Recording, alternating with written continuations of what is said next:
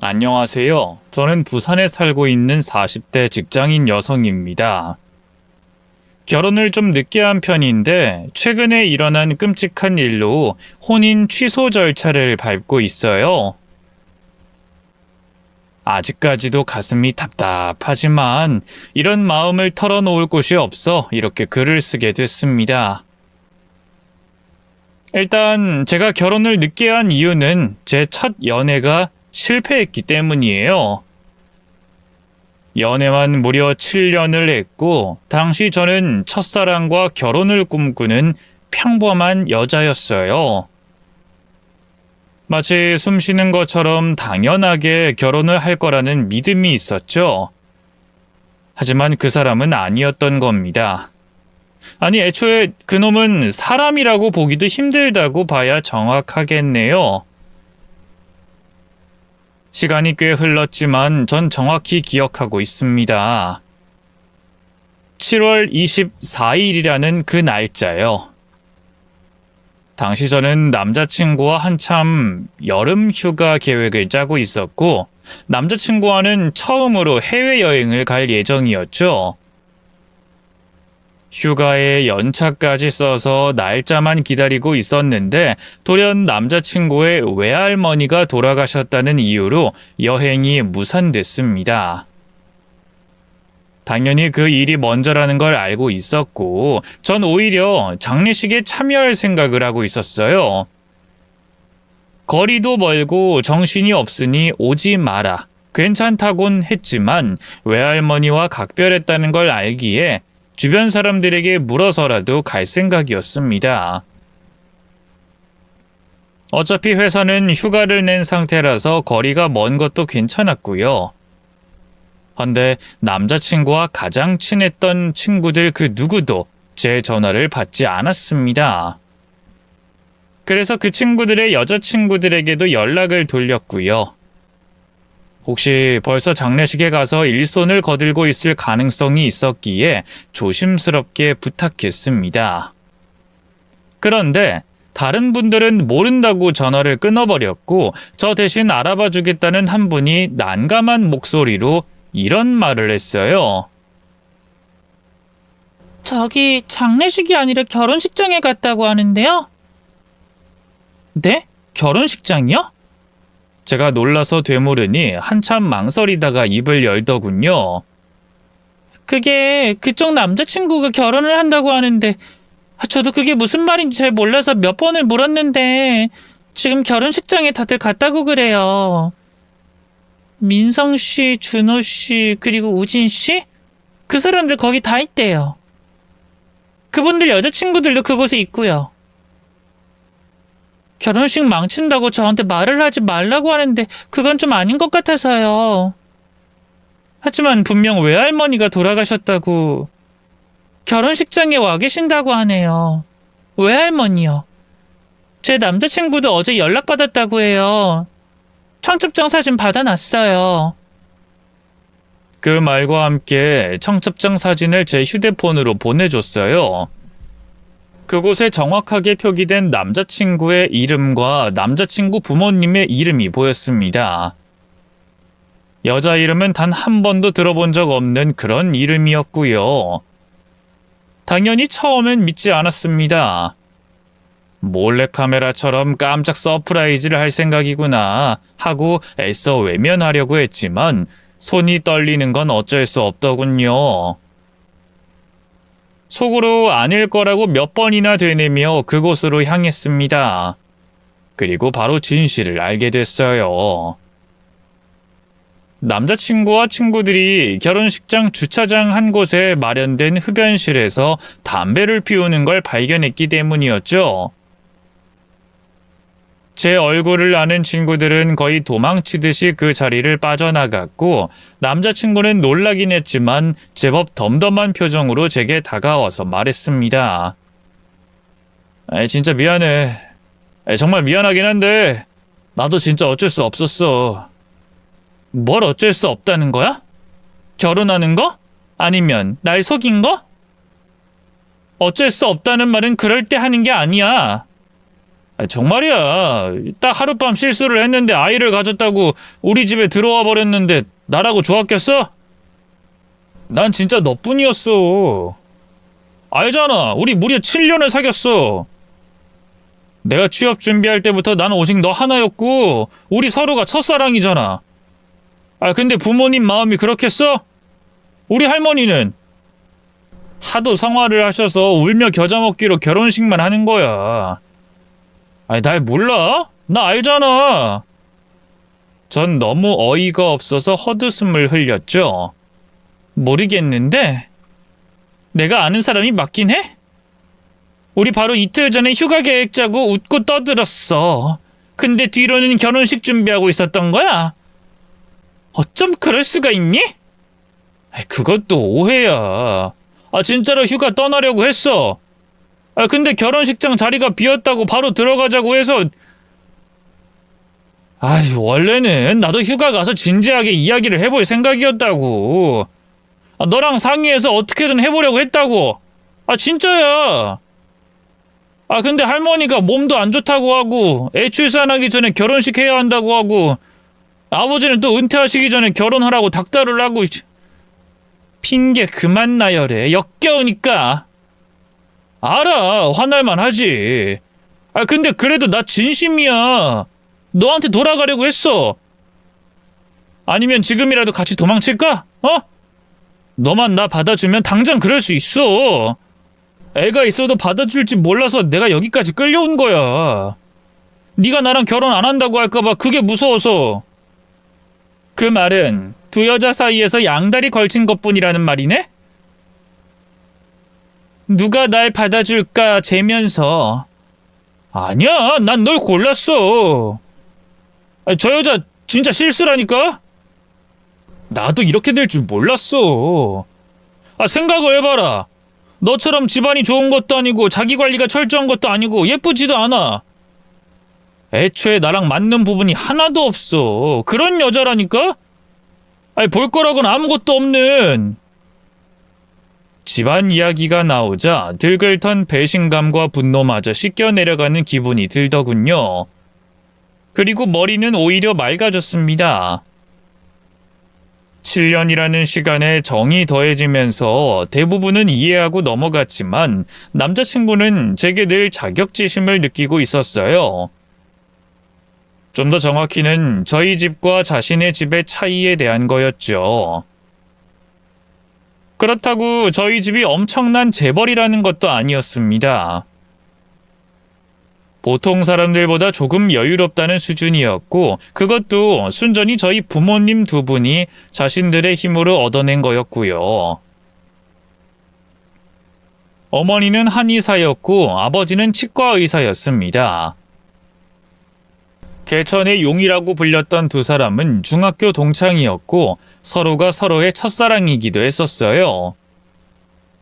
물론 그 사이에 저와 저희 언니가 태어났으니 혜택을 많이 받고 자란 건 부정할 수 없긴 합니다. 저나 언니 둘 다 해외에서 유학 생활도 할 수 있었죠. 저는 본래는 운동선수가 되고 싶었지만 부상으로 그만두게 됐고 대신 유학 경험을 바탕으로 통역과 관련된 일을 하게 됐어요. 언니는 부모님 뒤를 이어 의사가 됐고요. 비록 부모님이나 언니만큼은 아니지만 저 역시도 벌이가 나쁘진 않았습니다. 그래서 저는 남자친구와 만날 때도 대부분 제가 돈을 지불했어요. 취업 준비를 도울 때도 취업 후에도 마찬가지였습니다. 하지만 남자친구는 받아들이면서도 늘 자존심을 내세우곤 했어요. 결혼이 늦춰진 것 역시도 비슷한 이유였죠. 번듯한 집 하나는 장만해서 결혼하겠다고 말하고 싶다는 그 이유요. 막상 저희 집에서는 반대를 하지도 않았는데 본인은 지고 들어가는 것 같다고 하더군요. 그래서 저는 그걸 도우려고 취업 이후에도 쭉 저 혼자만 돈을 썼습니다. 그래야 하루라도 빨리 결혼할 수 있을 테니까요. 저 역시 부모님처럼 첫사랑과 결혼하고 싶은 꿈이 있었기에 힘들어도 참았던 거였죠. 그럼에도 불구하고 늘 남자친구는 저와 저희 집이 자신을 힘들게 만들었다는 말을 하곤 했어요. 남자친구와 진즉에 해외여행을 가지 못한 것도 그것 때문이었습니다. 제가 본인을 초라하게 만들었다는 둥, 자긴 해외여행 갈 수준이 아니라는 둥 우는 소리를 해서 결국 그 비용도 전부 제가 냈고요. 거기까지 생각이 다다르자 전 울컥해서 요구했습니다. 그래, 이왕 이렇게 된 거 이번 여행 내가 돈 내고 네가 여행 계획 짠다고 해서 돈 줬잖아. 그거 돌려줘. 그러자 남자친구는 급격하게 당황하기 시작했어요. 제가 결혼식장에 나타났을 때보다 더 창백한 안색이었습니다. 지금? 그리고 그건 취소되긴 했지만 어쨌든 나는 그러니까 내가 지금은 그 상황이 이러니까 당장 주기는 좀 그렇고 내가 나중에 내가 준 돈 돌려달라는데 왜 이렇게 말이 많아? 왜 말을 더듬어? 혹시 너 그거 네 신혼여행 경비로 낸 거 아니야? 내가 미쳤어? 그럼 줘.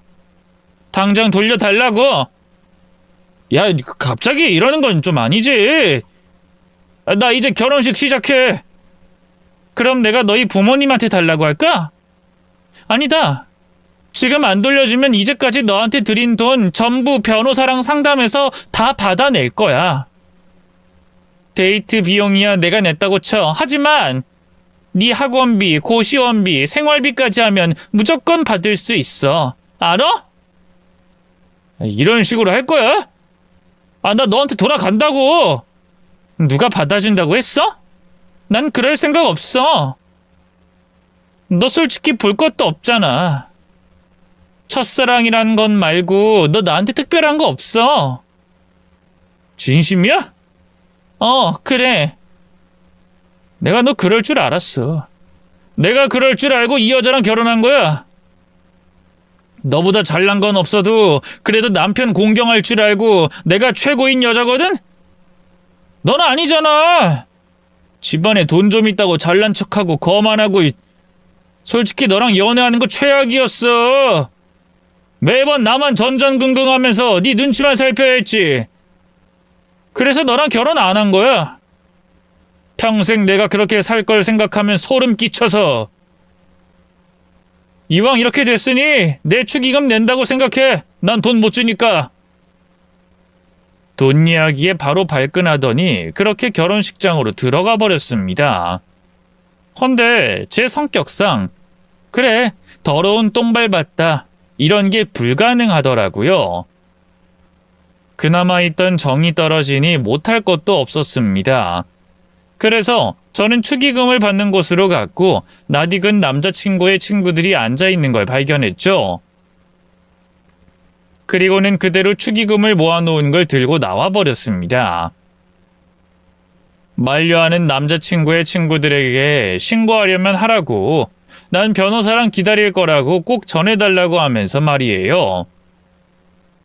당연히 그쪽에서 제게 신고를 하진 않았습니다.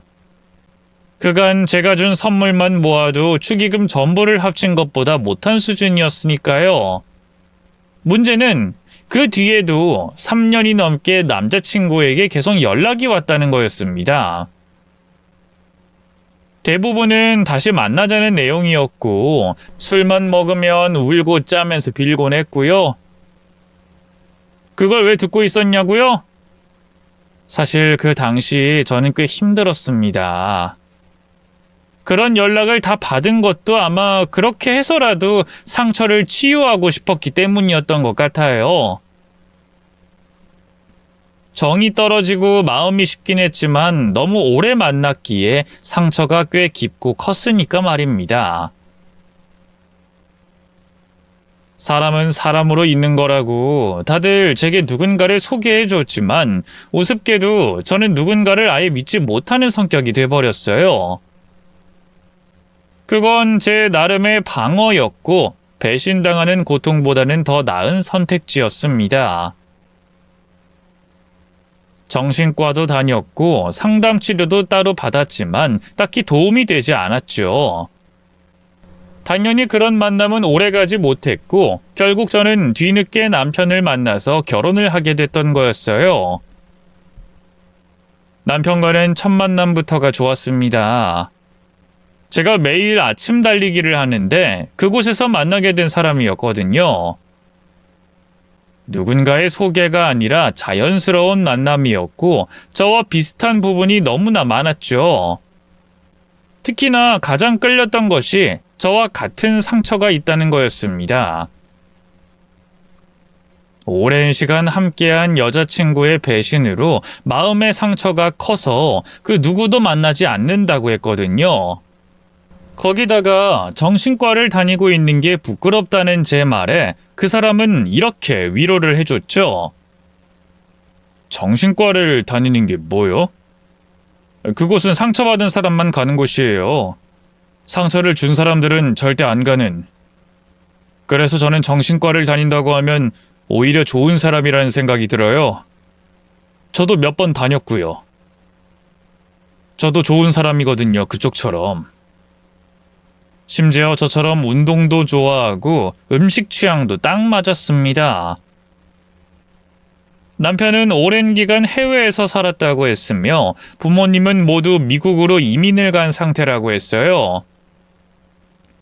자신만 한국으로 들어와서 개인 사업을 준비하고 있다고 했죠. 여유로운 시간과 마음, 그리고 뭐든 도전하려는 모습이 너무 좋았어요. 뿐만 아니라 술이나 담배도 전혀 하지 않는 것도 마음에 들었습니다.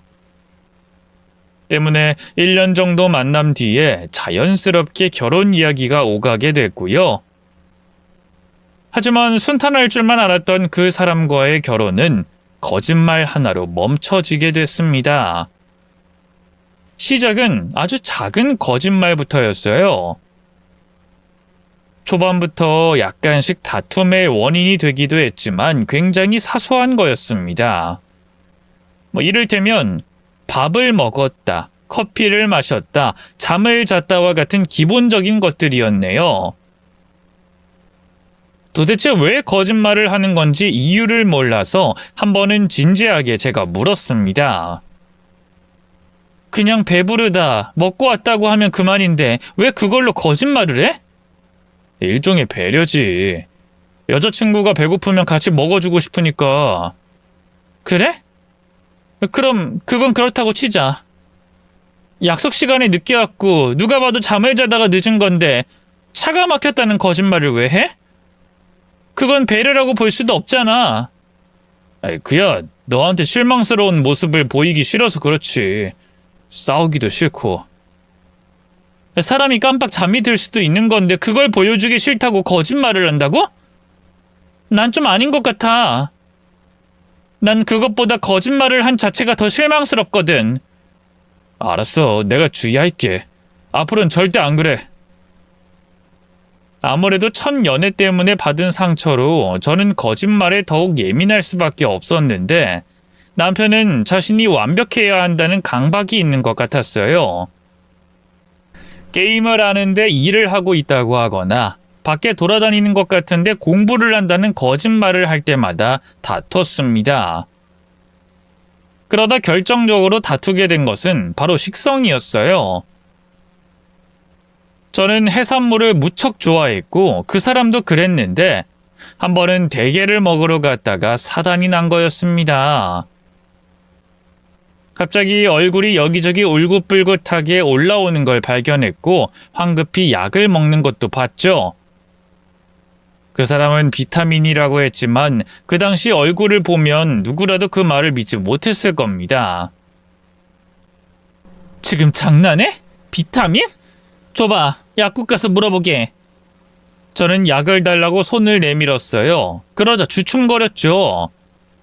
진짜 별거 아니야. 비타민이라니까? 그리고 나 이거 계속 먹는 거라서 줄 순 없어. 그러니까 내놔. 내 친구 중에 약사 있어서 금방 사진만 찍고 돌려줄 테니까. 제가 강압적으로 말하자 결국 그 사람이 털어놨어요. 사실은 원래는 없었는데 갑자기 최근에 해산물 알레르기가 생긴 것 같아. 알잖아, 나 해산물 잘 먹는 거. 근데 갑자기 이러니까 당황스럽기도 하고. 갑자기 생겼다고? 또 거짓말이네? 그 약 먹는 거 나 초반에 한번 봤었어. 그땐 그냥 그러려니 했고. 내가 거짓말 싫다고 초반부터 내내 말했는데 어쩜 또 거짓말을 해? 아니라니까, 나 거짓말 아니야. 우리 부모님을 걸고 말할 수 있어. 이미 너무 많이 걸었고 다 거짓말이었어. 부모님이 12명이라도 되니? 애초에 눈 하나 깜짝 안 하고 부모님 거는 것도 이상해. 이게 무슨 큰일이라고 또 부모님 걸면서 거짓말을 해? 진짜 별거 아니고 어찌 보면 저에게 이상하다, 예민하다고 말하는 분들이 있을 거라는 거 압니다. 근데 진짜 별거 아닌데 반복적, 습관적으로 거짓말을 하며 부모님까지 거는 걸 보면 정이 떨어지는 건 어쩔 수 없을 거라고 생각해요. 저는 남편에게 결혼을 다시 생각해보자고 말했고, 그날 그 사람은 제 앞에서 무릎을 꿇고 빌었습니다. 결국 모든 사실을 털어놨고요. 거짓말 맞아. 그냥 어쩌다 보니 그랬어. 너랑 모든 게 완벽하고 맞았으면 했어. 널 너무 좋아해서 뭐든 맞춰주고 싶었고, 그게 시작이었어. 다른 의도는 없어. 내가 여자를 만나기로 했어? 아니면 그 거짓말로 누군가에게 피해를 줬어? 아니잖아. 그냥 너 말처럼 사소한 문제야. 널 속이려고 했던 의도가 아니라 진심으로 잘 보이고 싶었다고. 내가 거짓말을 싫어한다고 몇 번이나 말했는데 그게 잘 보이고 싶어서 그런 거라고? 말이 되는 소리를 해. 우리 연애 초부터 이 문제로 싸웠어.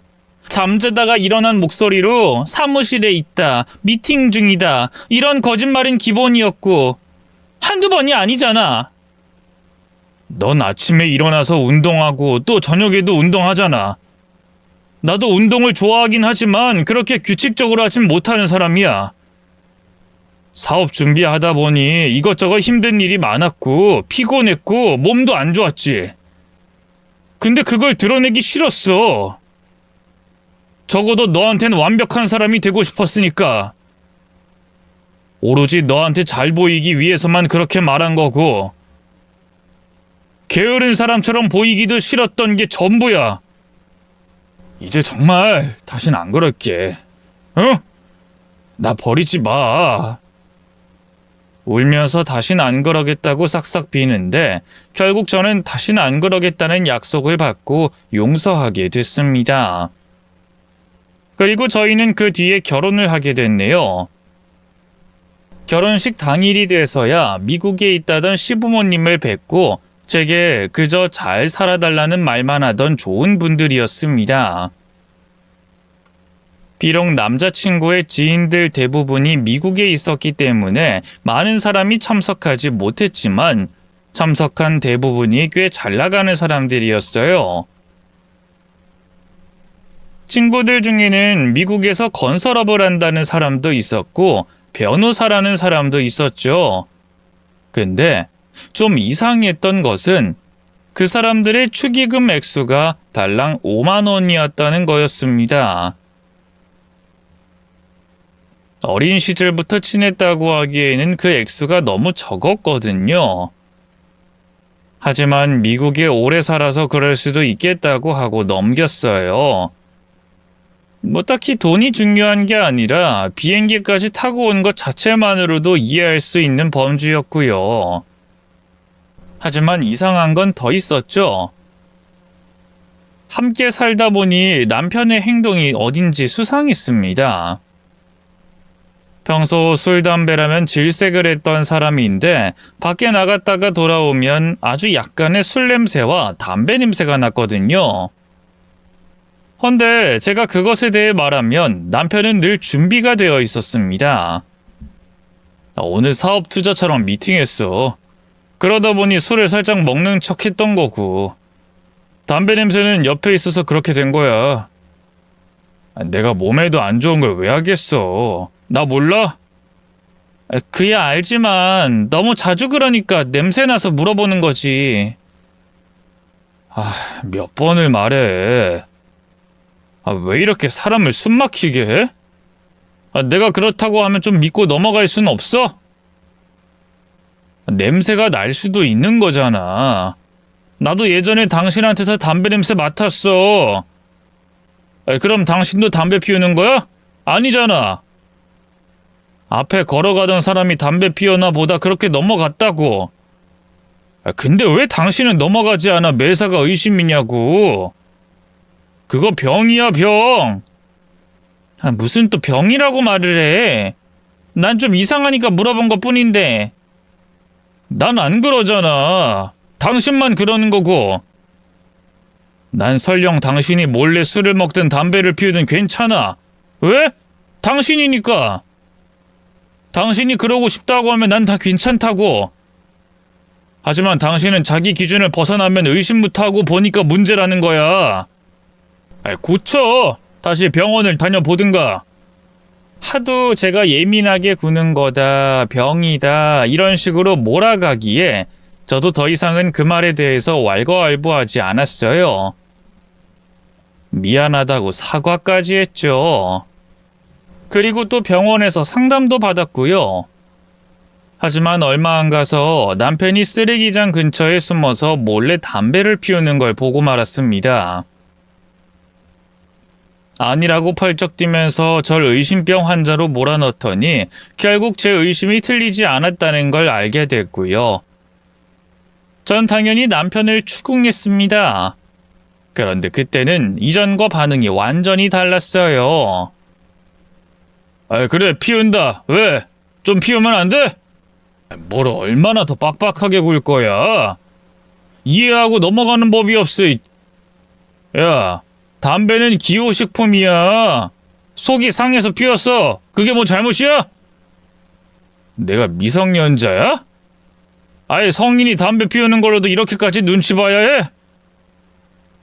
여보, 지금 왜 당신이 화를 내? 그럼 또 빌어야 해? 내가 뭘 잘못했는데? 결혼 전에 안 피우다가 당신이 하도 숨막히게 해서 피웠어. 이제야 내가 좀 알겠다. 당신 전 남자친구가 왜 다른 여자랑 바람을 피웠는지.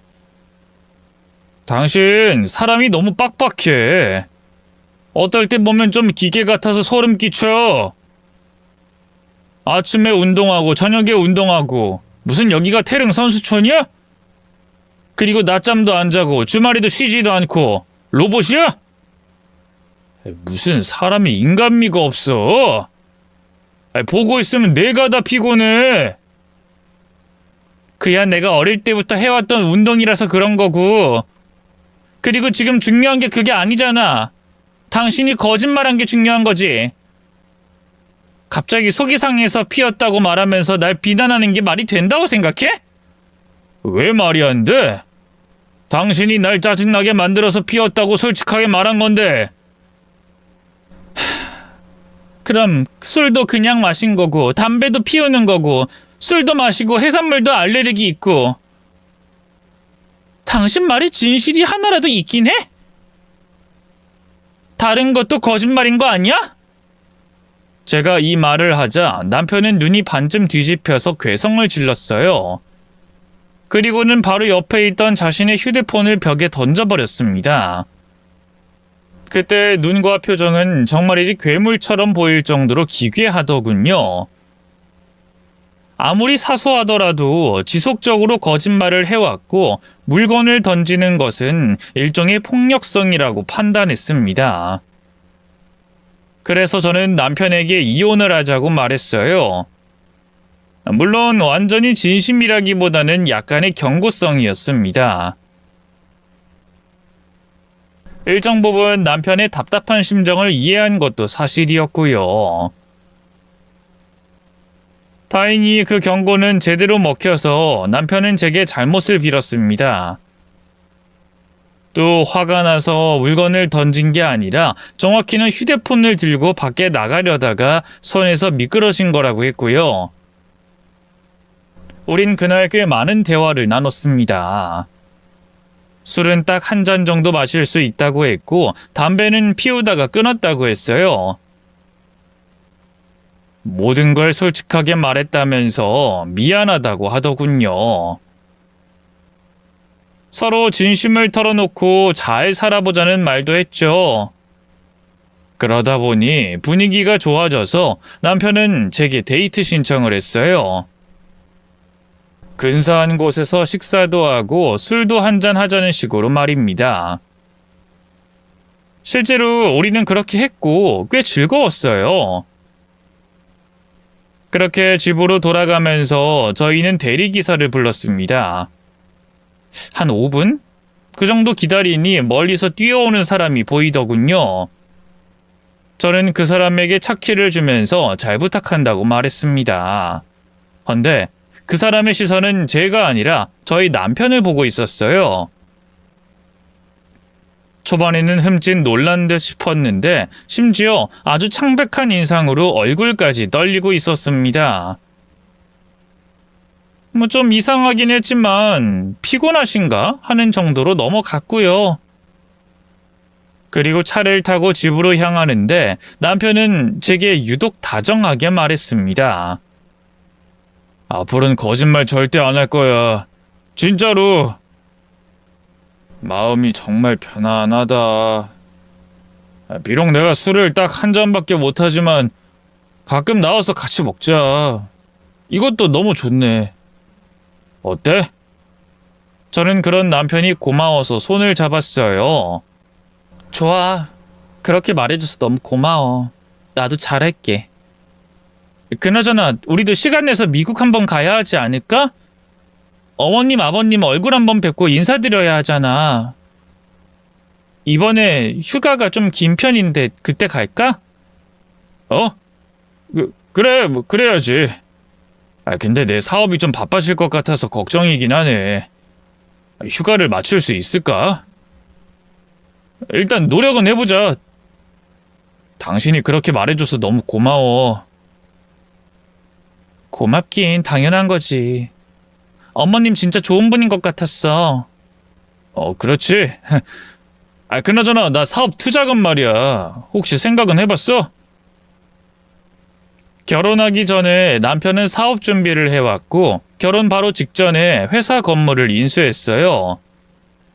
워낙 오래된 곳이라서 그곳을 헐고 새로 올리기까지 했습니다.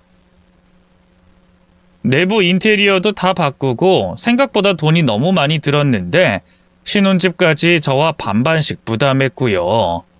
그러다 보니 회사 운영 자금이 부족해서 제게 부탁했었던 겁니다. 조만간 우리 언니한테 말해볼까 해. 내가 모은 돈은 신혼집 구할 때 들어가서 부족할 것 같아서. 당신도 회사 건물 산다고 목돈이 없잖아. 그래? 그럼 최대한 빨리 좀 해봐. 이제 직원도 뽑고 본격적으로 일을 시작해야 하니까. 그래, 알았어. 내가 내일 언니 만나서 이야기해볼게. 정말? 당신 진짜 최고야. 너무 고마워. 차 안에서 이야기를 하고 있던 터라 저는 좀 눈치가 보였는데 대리운전기사의 표정이 백미러로 보였습니다. 헌데 그 사람의 두 눈은 오로지 남편에게 고정돼 있었고 두 눈에는 공포 비슷한 감정이 들어있는 것 같았어요. 때문에 너무 찜찜하고 이상했는데 그것뿐만이 아니었습니다. 차에서 내린 후 돈을 주면 보통 대리기사는 빠르게 돌아가는데 그렇지 않고 계속 그곳에 서 있더군요. 약간 술에 취한 남편은 이상하게 생각하지 않는 듯 했지만 전 아니었습니다.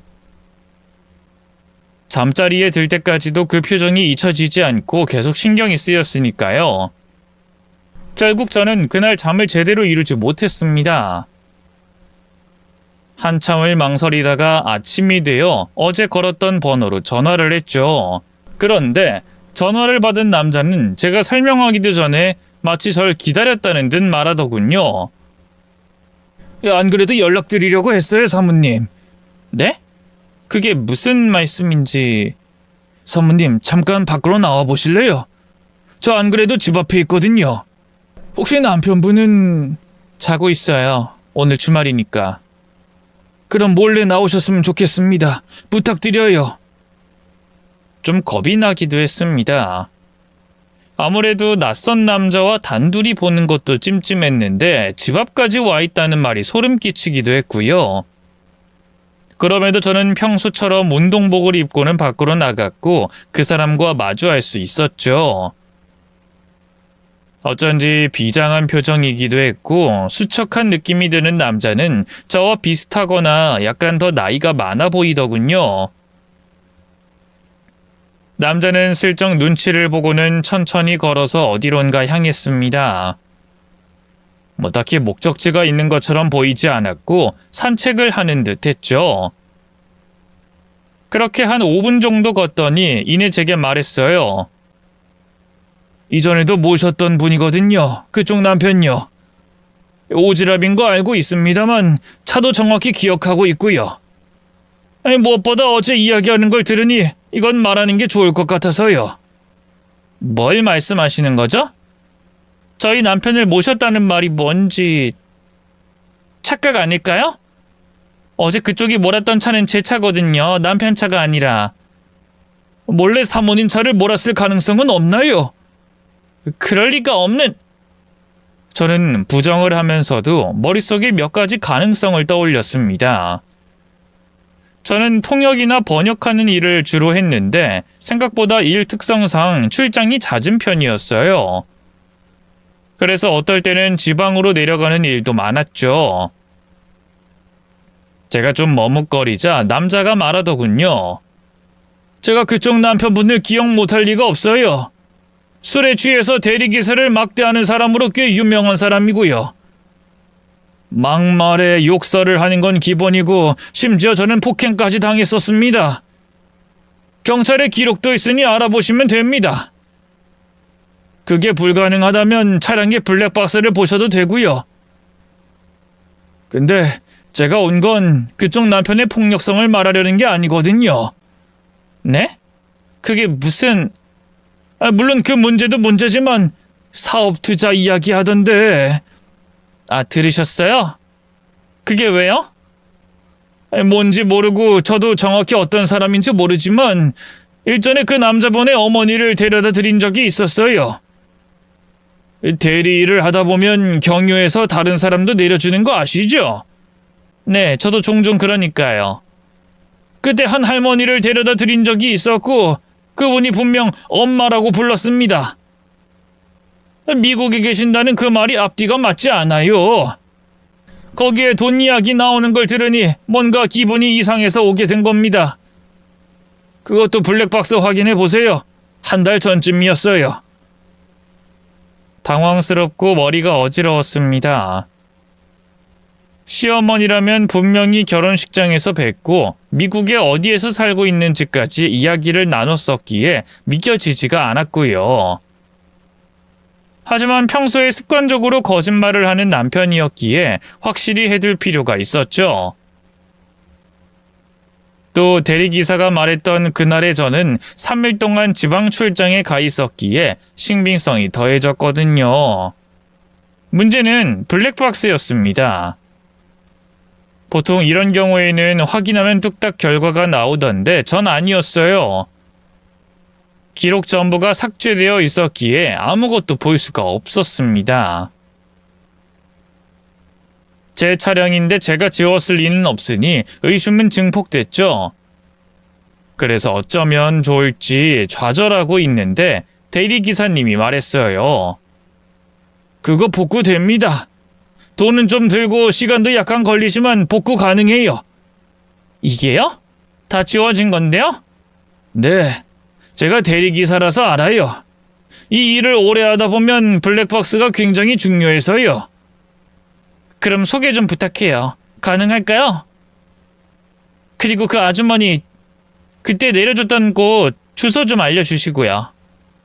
그럼 저도 같이 가죠. 네? 아니 사모님, 그 다른 뜻이 아니라 그게 좀 위험해 보여서요. 혼자 보낼 수가 없어서 그래요. 많이 불편하실까요? 당연히 불편했습니다. 이미 충분히 도와줬는데 더 돕는다는 것도 뭔가 이상했고요. 그런데도 그 사람은 진심으로 걱정을 하는 듯 했고 전 망설이다가 말했죠. 그럼 대리기사를 불렀다고 생각할게요. 돈 드릴게요. 그럼 제가 덜 불편할 것 같거든요. 알겠습니다, 사모님. 차에 타세요. 그렇게 저는 운동복 차림 그대로 차에 올라서 어디론가 향했습니다. 일단 복구센터에 들렸다가 거기서부터 30분 정도 달렸을까? 한 허름한 집 앞에 차를 세우더군요. 입안은 바짝 마르고 긴장감이 온몸을 돌았습니다. 그럼에도 괜히 덤덤한 척하고 문을 두드렸죠. 대리기사는 눈치를 보더니 제 뒤에 서 있으며 제게 조심하라는 경고를 작게 했어요. 이윽고 문이 열리며 60대 후반 정도로 보이는 아주머니가 나오셨습니다. 나이에 어울리지 않는 짙은 화장에 술 냄새를 풍기고 있었고요. 절 보자마자 문을 닫으려고 했는데 제가 남편의 이름을 짧게 부르자 누런 이를 드러내며 웃었습니다. 그쪽이 누구라고? 내 아들 와이프? 그럼 내 며느리? 네, 그렇죠. 제가 그 사람 아내 되는 사람이니까요. 그래, 들어와. 얼른 들어와. 들어오라는 말에 어정쩡하게 들어갔는데 집 안에는 술병이 나뒹굴고 있었어요. 방 안 가득한 담배 냄새와 누런 벽지는 끈적거렸죠. 저를 앉으라고 하더니 제게 맥주를 내어주더군요. 아이 마셔. 나도 한 잔 마셔야지. 이제 드디어 내가 들어가서 살 수 있는 건가? 나 진짜 많이 참았어. 그 쌍놈의 새끼. 지 애미를 이렇게 방치하고 돈도 안 주고 사업한다면서 내 돈 가지고 가더니 나 몰래 결혼까지 하고. 망할 새끼 아니야? 내가 지 낳아주고 길러줬는데. 그래서 나 언제 그 집에서 살아? 오늘 준비해서 들어가면 되는 거야? 저기 그게요, 아주머니. 아니, 어머님, 그게 아니라요. 제가 당황해서 말을 더듬자 눈빛이 바로 바뀌었습니다. 너무나 차갑게 번뜩이더군요. 너 뭐야? 나 데리러 온 거 아니었어? 왜? 너도 그거야? CM이랑 같이 살기 싫다? 이것도 완전 썩을 년이네. 이제 보니 알겠네. 내 아들이 왜 나를 안 만나러 오는지. 너구나. 너가 뒤에서 내 아들 조종했지. 천륜을 갈라놓으려고 이간질하는 거지? 이 미친년이. 그게 아니라 저는 어머님이 미국에 계시는 줄 알았어요. 미국? 아메리카? 그래, 여기가 미국이다. 그놈 아직도 그 지랄하고 다녀? 그런다고 호박이 수박되나? 그냥 여자 임신시키면 끝날 일을 왜 이렇게 하는지 몰라. 그래서 넌 어쩔 거야? 네? 나 데리고 갈 거야, 안 갈 거야? 딱 말을 해. 고상한 척 어머님 이지랄 떨지 말고. 아님 돈이나 내놔. 돈이라도 달라고. 용돈. 용돈이라고 생각하고 지갑 좀 벌리라고. 순간 제 가방을 낚아서는 뒤지더니 지갑을 꺼냈고 저는 그걸 순간적으로 막았는데 소리를 꽥 지르면서 저를 밀어냈어요. 그 뒤에는 너무 놀라서 기절할 것 같았습니다. 주변에 쌓여있던 쓰레기를 발로 차고 던지고 맥주를 벽으로 던지기까지 했거든요. 대리기사는 상황을 예상이라도 한 듯이 제 손목을 잡고 제 지갑까지 빼앗은 뒤에 그곳을 도망치듯이 나왔습니다. 그런데 뒤를 쫓아온 남편의 친모라는 여자는 저희 차로 술병을 던지기까지 하더군요. 퍽 하며 날카롭고 둔탁한 소리에 저는 너무 놀라서 입을 막고 대리기사는 황급히 차를 몰아 그곳을 빠져나왔습니다. 그리고 적당한 곳에 차를 세우더니 절 살피더군요. 괜찮으세요? 다친 곳은요? 병원으로 갈까요? 피 나요? 저는 손을 저으며 물었죠. 괜찮아요. 감사합니다. 이래서 따라오겠다고 하셨군요. 네. 어차피 제가 말해도 못 믿을 거 알고요. 뭐 저라도 어제 그 남편분 모습 보면 속을 것 같거든요. 그래서 저 역시도 확인하고 또 확인했을 정도니까요. 그 집 주소를 알고 있어서 확신은 했지만 어쨌든 그 사람 사기꾼 같아요. 그때 제 차에 탔을 때 아까 그 아주머니에게 욕도 하고 금방 한탕에서 나오겠다는 식으로도 말했어요. 한탕. 네, 너무 감사합니다. 정말 큰일 날 뻔했어요. 저는 속으로 가슴을 쓸어내리면서도 한편으로는 상황 자체가 너무 끔찍했습니다. 한 번도 아니고 2번이나 배신을 당하니 그 모든 게 제 잘못처럼 느껴졌고요. 얼마나 사람 보는 눈이 없었으면 이렇게 될까 좌절도 많이 했습니다. 그럼에도 희망을 버린 것은 아니었어요. 남편의 친어머니를 실제로 보니 남편이 거짓말을 한 이유가 처음으로 이해가 됐기 때문이었습니다. 미국에 산다는 것은 거짓말이었겠지만 그런 어머니를 숨기고 싶어서 어쩔 수 없지 않았을까 하는 마음이 들었거든요. 하지만 제 희망은 점점 사라지고 있었습니다. 혹시 몰라서 확인해본 저희 신혼집은 매매가 아니라 월세였고 제 돈은 모두 보증금으로 들어가 있었어요. 거기에 더해서 제 보증금은 이미 절반 이상이 밀린 월세로 나가버렸던 겁니다. 더구나 남편이 자신이 샀다고 보여줬던 건물 역시도 소유주는 다른 사람이었고요. 그럼에도 저는 가난하거나 능력이 없다는 이유로는 남편과 이혼할 생각이 없었습니다. 설령 능력이 있었다고 해도 그런 친어머니 밑에서 자라면서 돈을 다 빼앗기고 살았을지도 모른다는 생각이 들었거든요. 하지만 그로부터 3일 후에 블랙박스 영상이 복구된 뒤에 대리 운전기사가 그걸 가지고 오면서 모든 희망이 무너졌습니다. 자신의 친모에게 입에 담지 못할 욕설은 기본이고 오히려 친모에게 돈을 빼앗기기까지 했어요. 기초수급을 받는 모양인데 그것까지 달라고 소리를 질렀습니다. 심지어 다른 여자와 이야기하는 소리도 있었어요. 남편은 저를 태릉 선수라고 부르더군요. 그 태릉 선수녀는 또 운동 갔어. 씨부레. 얼마나 오래 살겠다고 그렇게 운동을 하는 건지. 어깨가 나보다 넓은 것 같아. 여자가 야들야들한 맛이 있어야지. 그럼 금방 돌아오는 거 아니야? 나 차에서 내려? 아니야, 오늘 출장 간다니까 이 차 안 써. 교통사고 날까봐 매번 놔두고 가거든. 밖에서 외식하고 방 잡아서 놀자.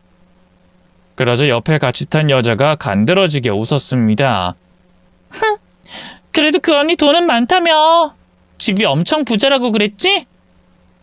그것도 알아보니까 그냥 그래. 자수성가한 집이라나?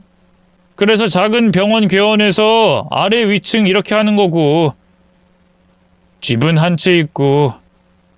뭐 그래도 일반 사람보다는 좀 많겠지? 얼른 한몫 챙겨서 떠나고 싶어. 비위 맞춰주고 착한 척 자상한 척 하자니까 몸이 아플 지경이야. 눈치는 겁나 빨라서 담배 냄새 난다고 저번에도 지랄하더라고. 확 밟아주고 싶은 거 겨우 참았다. 내 성질 많이 죽었지. 북어랑 여자는 3일에 한 번씩 패야 맛인데. 어머, 그럼 나는? 나도 때릴 거야? 넌 때릴 곳이 없지. 북어처럼 딱딱한 여자들은 좀 때려야 야들야들해진다는 말이야. 내 와이프 같은 애들은 좀 맞아야 정신 차릴 거거든. 내부는 영상이 아예 없고 음성만 녹음됐지만 그건 제가 알던 남편이 아니었습니다. 그런 목소리를 낼 수 있다는 것도, 저를 그렇게 생각하고 있다는 것도 몰랐네요. 분노로 몸이 떨렸고 분하고 억울해서 눈물도 나왔죠. 제가 눈물을 흘리자 복구센터까지 데려다준 대리운전 기사가 절 달래줬습니다. 제가 바로 남편과 이야기하겠다고 하자 그 사람은 이렇게 말했어요. 제가 이야기할 때 같이 있어 드릴까요? 아니면 경찰이라도 부를까요? 왜요? 제 책임도 있잖아요. 계속 제가 이런 말을 안 했다면 괜찮을까 그런 생각도 들고, 이런 폭력적인 놈한테 이야기를 직접 하신다니 그건 아무래도 현명하지 못한 것 같아요. 제가 끼어든 이상 제 문제기도 해요. 그러니 저도 같이 가겠습니다. 저도 책임질게요.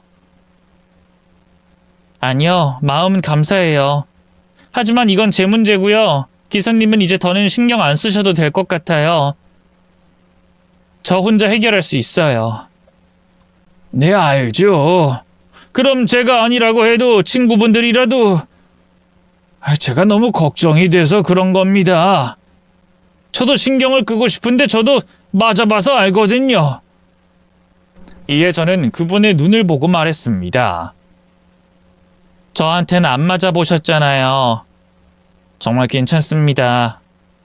그럼에도 그분은 걱정에 제 뒤를 졸졸 쫓아왔고 결국엔 저희 집 문 앞에라도 서 있겠다고 고집을 피워서 전 어쩔 수 없이 그냥 내버려 뒀어요. 그리고 심호흡을 하며 안으로 들어가 앉아 식사를 하는 남편에게 가서 모든 걸 다 말했습니다. 친어머니를 만났다는 것, 월세로 계약했다는 걸 알았다는 것, 회사도 거짓말이라는 거, 그리고 블랙박스 기록을 확인한 것까지 말이에요. 저는 솔직히 바로 엎드려서 제 앞에서 싹싹 빌 줄 알았습니다. 그런데 남편은 갑자기 일어나서 제 손에 들려있던 블랙박스 메모리와 휴대폰을 강제로 빼앗았어요. 그리고는 승리한 것처럼 턱을 치켜들고 웃었죠. 이제 뭐 증거 있어? 월세가 뭐? 야, 이거 완전 미친년이네. 너 정신병이라고 내가 몇 번을 말했어? 의부증이야 그거. 그러니까 내 뒷조사 나오면서 쥐새끼처럼 다닌 거지. 뭐? 쥐새끼? 지금 당신 말 다 했어? 그래, 나 못 배웠다. 결혼식장에 온 사람들 배우야 배우. 돈 주니까 해주던데. 그래서 뭐? 당신이 그러자고 한 거잖아. 뭐? 미쳤니? 난 그렇게 주장할 거라고. 내가 가난한 게 쪽팔리다고 가족들 다 속이자고 해서 그렇게 했다고 말할 거야. 이거 없으면 바람 피운 증거도 못 찾아. 내가 그 정도 머리도 안 돌아가는 줄 알았어? 이참에 빌어먹을 연기 그만두게 해서 난 너무 행복하다. 편하고. 이제 출근하는 척 할 필요도 없잖아. 그래, 마음대로 해. 어차피 이혼할 거니까. 난 안 해. 내가 너한테 뭘 잘못해서 이혼을? 이것만 없어지면 증거도 없을 텐데. 아, 근데 방법이 하나 있긴 해. 너랑 나 둘 다 좋은 방법. 1억만 줘. 니네 잘난 부모님한테 말해서 딱 그 정도만 받고 나가 떨어져 줄 테니까. 어때? 아니면 난 너랑 절대 이혼 안 해줘. 도망가도 소용없어. 우린 서류로 꽁꽁 묶여 있을 거니까. 어때? 해볼만 하지 않아? 저는 순간 머리를 굴려서 말했어요. 그거 다 복사해놨어. 내가 그 정도도 생각 안 했을까? 물론 거짓말이었습니다. 영상을 확인하고 바로 올라왔는데 복사를 할 시간도 없었죠. 그런데 남편은 어깨를 으쓱하더니 상관없다는 식으로 나왔어요. 그럼 이거 없애도 상관없지? 남편이 그걸 손가락으로 구기려는 순간 전 바로 달려들었습니다. 그러자 남편이 제 복부를 발로 차더군요. 순간 헉 하고 숨이 쉬어지지 않아서 바닥에 엎드렸습니다. 남편은 제 주변을 맴돌면서 킥킥거렸어요. 봐, 이래서 있는 집 새끼들은 똑같다니까. 애초에 이런 거 가지고 있다는 것도 불안해서 복사하고 감추고 이런 짓 해본 적이 없잖아. 나처럼 인생 더럽게 꼬여서 최악의 최악까지 생각하는 인간들처럼 따로 감춰놨을 리가 없다는 걸 난 너무나 잘 알거든. 남편은 제 머리채를 한 손으로 잡고 들어 올린 뒤에 이어 말했어요. 앞으로 우리 잘 살아보자. 나 화나게 하면 넌 계속 맞을 줄 알아. 물론 티는 안 나게 때릴 거야. 명치랑 배, 이런 곳은 흔적이 거의 안 남거든. 그러니까 돈 가지고 와.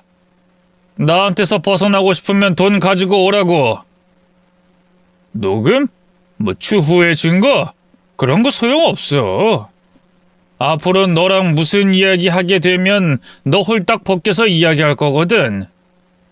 그리고 너 정신과 다닌 기록도 있잖아. 자꾸 의심을 한다는 그런 상담 내용까지.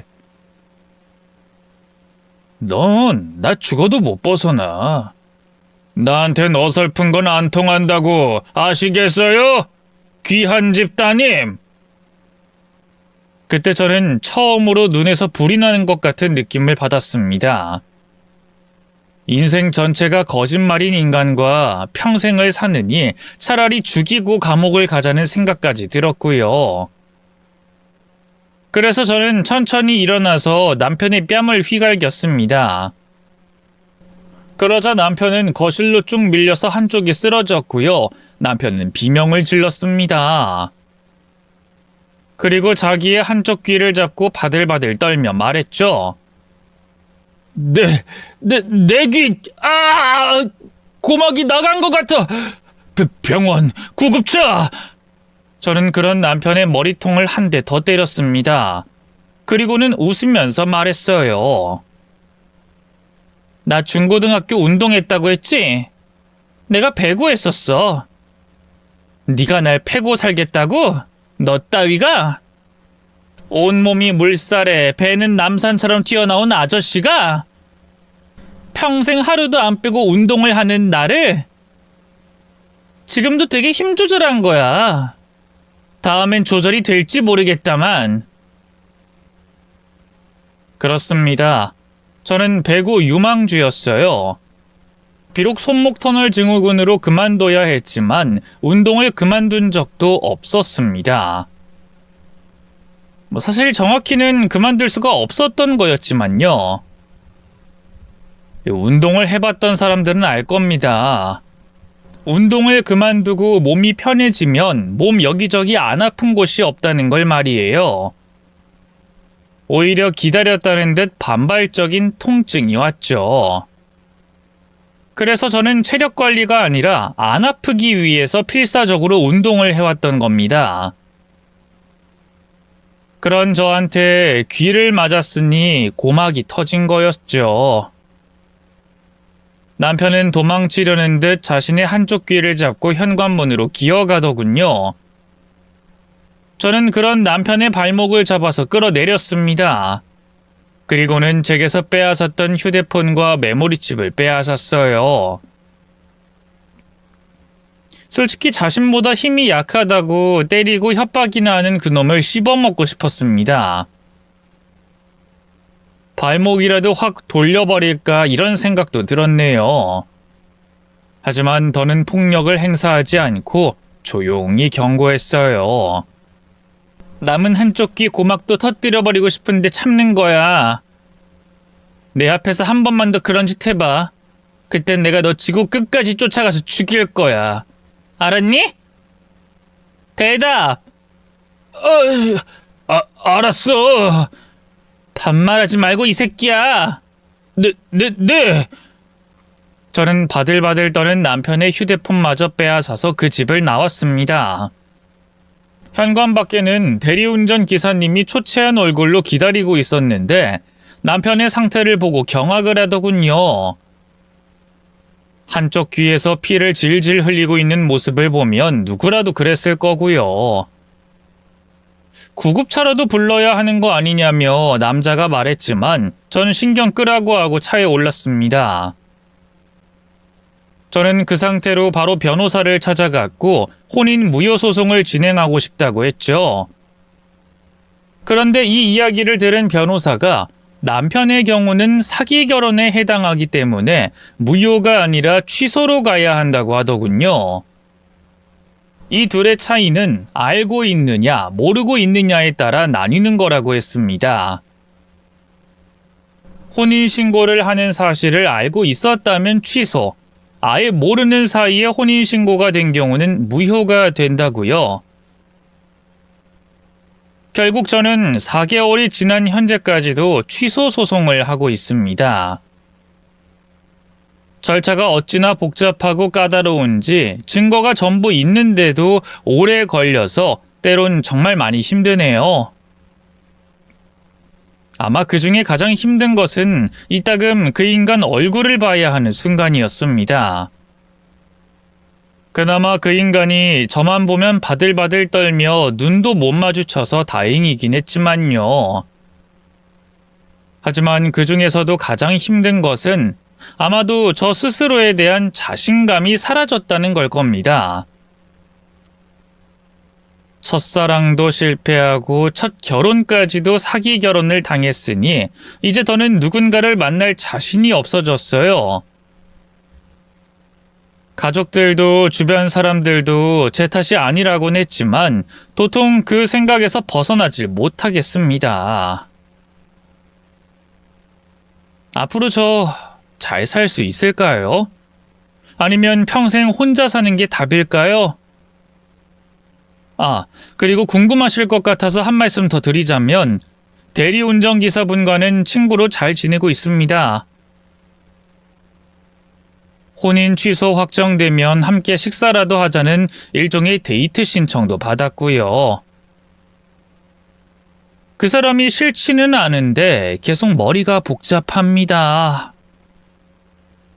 부디 많은 조언과 제 삶에 대한 응원 부탁드립니다. 이야기 끝까지 들어주셔서 너무 감사해요.